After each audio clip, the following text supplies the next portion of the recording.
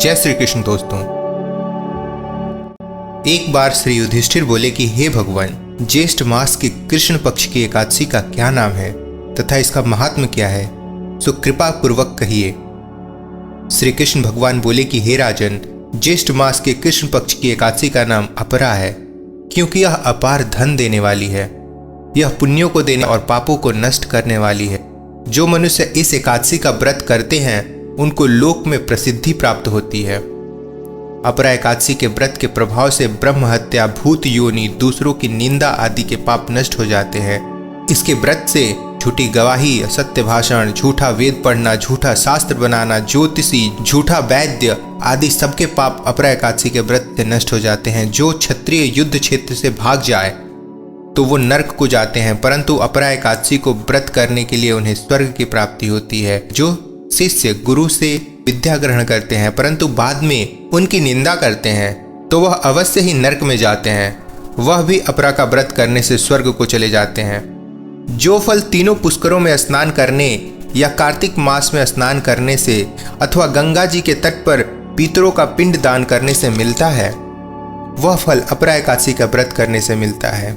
अब मैं इसकी कथा कहता हूँ, ध्यान पूर्वक सुनो। प्राचीन काल में एक महिध्वज नामक एक धर्मात्मा राजा था। उसका छोटा भाई वज्रध्वज बड़ा ही क्रूर, अधर्मी तथा अन्यायी था। वह अपने बड़े भाई से द्वेष रखता था। उस पापी ने एक दिन रात्रि में अपने बड़े भाई की हत्या करके उसकी देह को एक जंगली पीपल के नीचे गाड़ दिया। उस अकाल मृत्यु से राजा प्रेतात्मा के रूप में उसी पीपल पर रहने लगा और अनेक उत्पात करने लगा। एक दिन अचानक धौम्य नामक ऋषि उधर से गुजरे।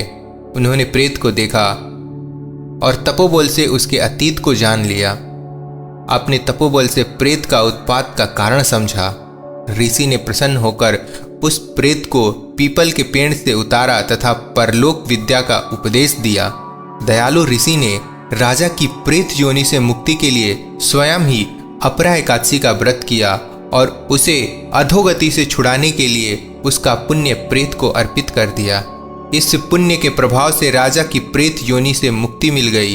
वह ऋषि को धन्यवाद देता हुआ दिव्य देह धारण कर पुष्पक विमान में बैठकर स्वर्ग को चला गया। हे राजन, मैंने यह अपरा एकादशी की कथा लोकहित के लिए कही है, जिसके पढ़ने और सुनने से मनुष्य के पाप नष्ट हो जाते हैं।